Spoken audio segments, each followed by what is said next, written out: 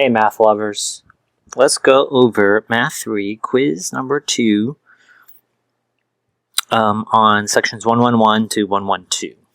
Question number 1A. Each part was out of a third of a point. Describe the pattern. So you can say shape, number. So this is the first shape, second shape, third shape. And then you can go and number of sides, right? 1, 2, 3. 1, 2, 3, 4, 5. And you notice this annotation I'm doing, marking up the sides. You should do that. 1, 2, 3, 4, 5, 6, 7. Okay. So what pattern I notice? Going from one shape to the other, I notice the sides are increasing by 2. And you should be able to see that increasing by 2 here.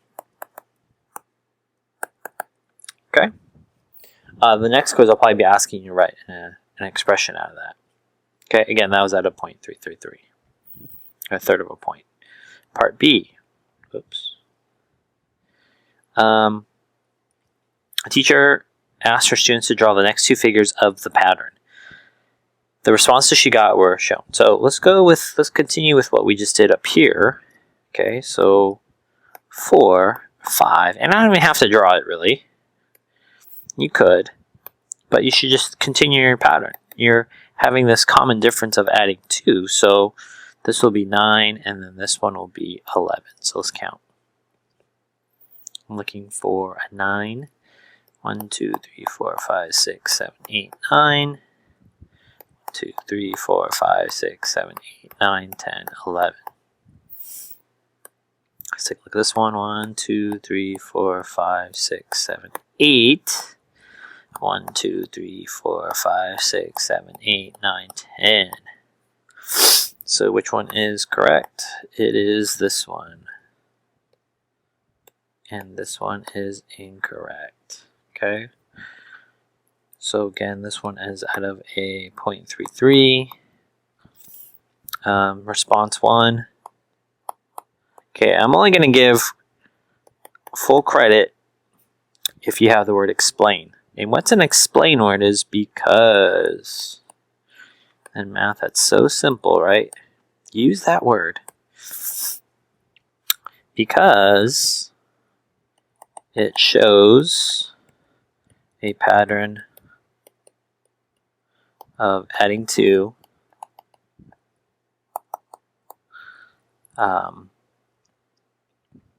If you look at the number of sides, they're odd, right? 1, 3, 5, 7, and we said 9, and then 11, right?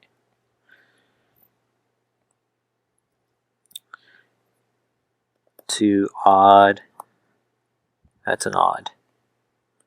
Side numbers.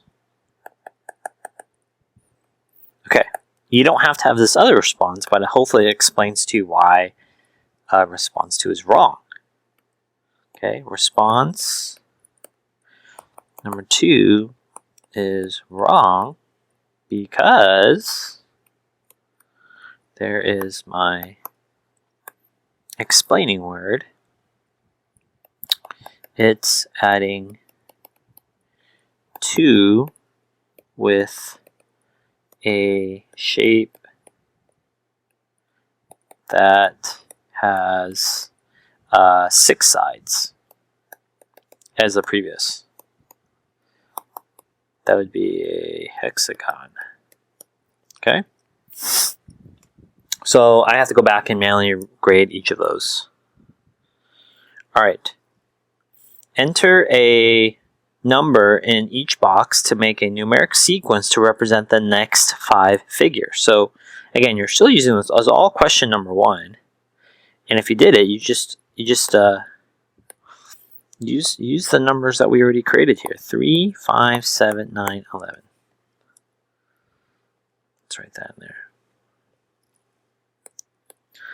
3, 5, 7, 9, 11. Okay, I told you guys not to do D, E, F, and G. All right, let's try question number 2. Let me double check that question number 2 is worth, I'm going to guess, the computer reads it as 1 point. Consider the following sequence and type the number in the sequence. Okay, so you'll notice the numbers are going down, so you should have a negative 7, right? Now, if you said adding 7, remember that's the wrong direction. You want the negative 7, because as you go, we read the words from left to right. Left to right. Read that way, okay?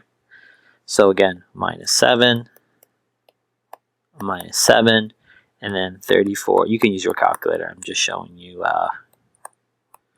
27 is my answer. Okay. Question number 3. Remember, I allowed you guys to use your foldables. This next question is out of 1 point. F of x equals x plus 1 squared. Identify the function family. So that was your foldable. Okay, I want to talk about this one.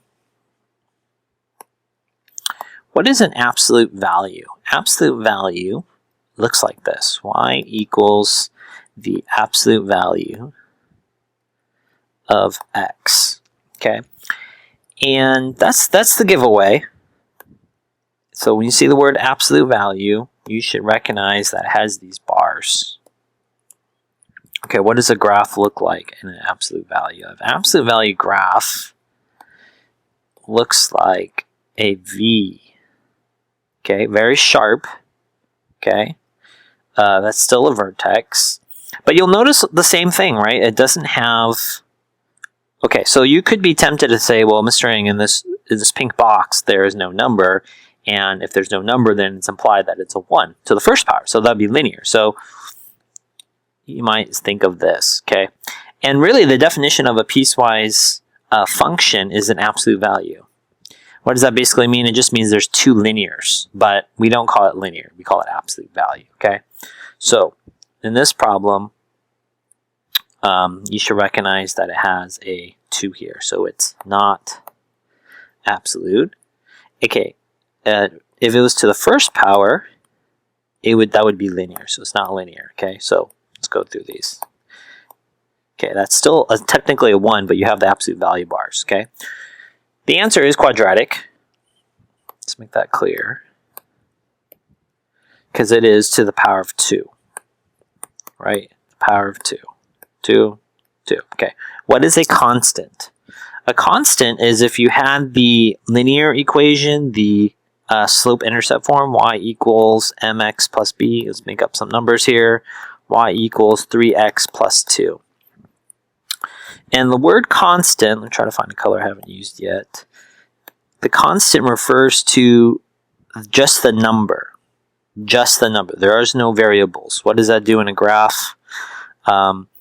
Actually, the b value is the y-intercept. Look here. Hopefully you've checked that out, right? In this graph over here, they're not related, but that is the y-intercept. That's the constant, right? Plus 2.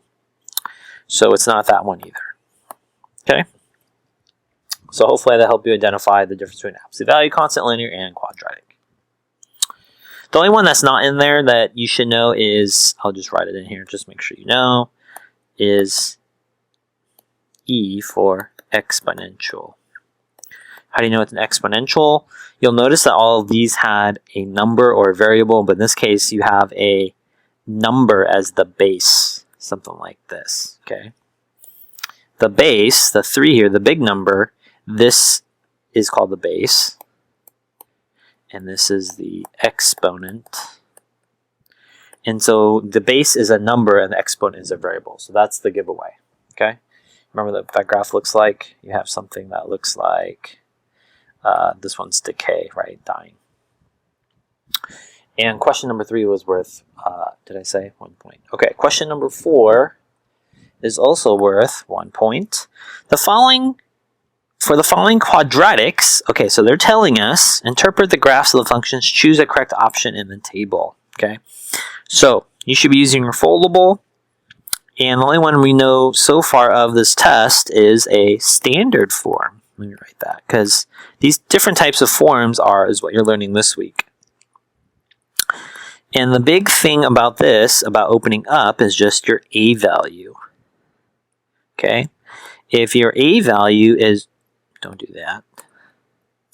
If your A value is greater than 1, then it's going to go up, right? So the trick is positive, right? Positive people smile. Positive, A value is positive, like a 3, a 6, 1/7. And then down people are negative. Down people are negative, so the graph opens down, okay? So all you have to do is locate the A value. Let's just highlight the A value here, look. Boom, boom, boom. So what does that mean? A value is, why do I do that? A value is 2. 2 is greater than 1, so this one's going to be opening up, right? This one is A value is -1, so negative. That means it's less than 1, less than positive number. So, and then this one is a -4, so it's going to open down. Okay, this one's a little bit tricky. This one only has 1, but I didn't highlight it. And your A value is just positive. So A equals 7, that is a positive. What does that mean? I think they're going to grade 0.25 each, right? 25 cents each. Get them all correct to get $1. All right, last one. I think it's the last one. Double check. Yay! All right, so it's 1 point total, so they're going to give you 33 cents for each of those. Okay. What type of function does each of the following graph show? Okay. All right. So remember, quadratics, a U, linear. Pay attention. It's a line with slope or pitch. It's slanted. Okay, and exponential, it's going to look like kind of like a curved L.